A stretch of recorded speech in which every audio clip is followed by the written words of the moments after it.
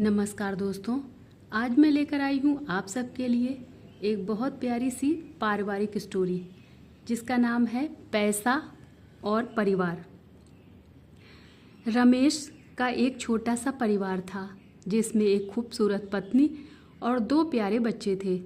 उसकी पत्नी और बच्चे हर हाल में खुश रहते थे, लेकिन रमेश उन्हें ज़िंदगी के सारे ऐशो आराम देना चाहता था और इसके लिए वह प्रतिदिन 16 घंटे से भी अधिक काम किया करता था। दिन भर ऑफिस में काम करने के साथ साथ वह सुबह और शाम ट्यूशन सेंटर में ट्यूशन भी पढ़ाया करता था। वह सुबह सुबह घर से निकल जाता और आधी रात के बाद घर लौटता था। बच्चों के लिए उसका चेहरा देखना मुहाल था, क्योंकि सुबह सवेरे उसके घर से निकलते समय बच्चे सोते रहते और देर रात घर में कदम रखने के पहले ही सो चुके होते। हाँ, रविवार को ज़रूर वह घर पर होता, लेकिन उस दिन भी वह किसी न किसी काम में व्यस्त रहता और उसका समय परिवार के साथ न बीतकर काम करते हुए बीतता। परिवार उसके साथ क्वालिटी टाइम बिताने का बस इंतज़ार करता रह जाता। पत्नी अक्सर उससे कहा करती कि उसे घर में वक्त बिताना चाहिए, बच्चे उसे बहुत मिस करते हैं। उस वक्त वह यही जवाब दे देता कि ये सब मैं उनके लिए ही तो कर रहा हूँ। बढ़ते घरेलू खर्च और स्कूल खर्च के लिए मेरा ज़्यादा काम करना ज़रूरी है। मैं उन्हें एक अच्छी ज़िंदगी देना चाहता हूँ। रमेश की यह दिनचर्या बरसों जारी रही। वह यूं ही परिवार को अनदेखा कर कड़ी मेहनत करता रहा। इसका प्रतिफल भी उसे मिला। उसे पदोन्नति प्राप्त हुई, आकर्षक वेतन मिलने लगा। परिवार अब बड़े घर में रहने लगा। खाने पीने और अन्य सुविधाओं की उन्हें कोई कमी नहीं थी, लेकिन रमेश का यूं ही काम करना जारी रहा। वह अधिक से अधिक पैसे कमाना चाहता था। पत्नी पूछती कि आप पैसे के पीछे क्यों भाग रहे हैं? हमारे पास जो है हम उसमें खुश रह सकते हैं। तो इसका जवाब होता कि मैं तुम्हें और बच्चों को दुनिया जहां की खुशियां देना चाहता हूं। बस कुछ साल और मुझे मेहनत करने दो।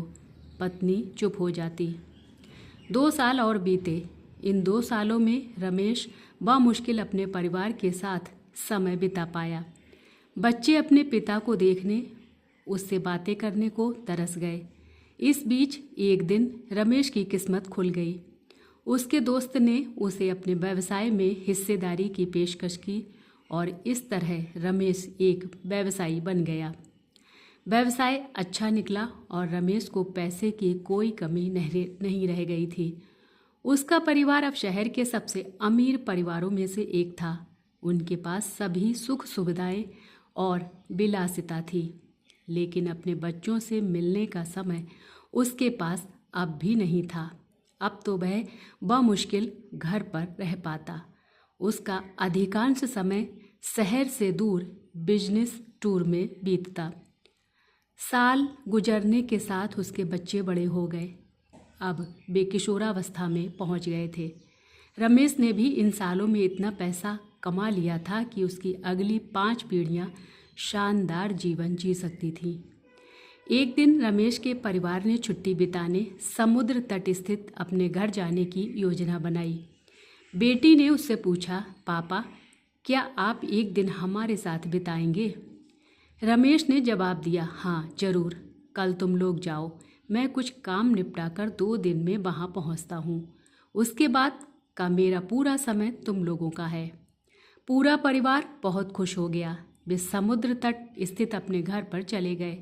2 दिन बाद रमेश वहाँ पहुँचा, लेकिन उस दिन उसके साथ समय बिताने कोई नहीं था। दुर्भाग्य से वे सभी उस दिन सुबह आई सुनामी में बह गए थे।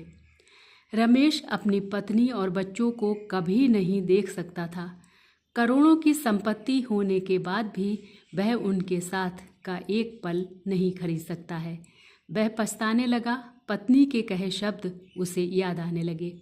आप पैसों के पीछे क्यों भाग रहे हैं? हमारे पास जो है हम उसमें खुश रह सकते हैं।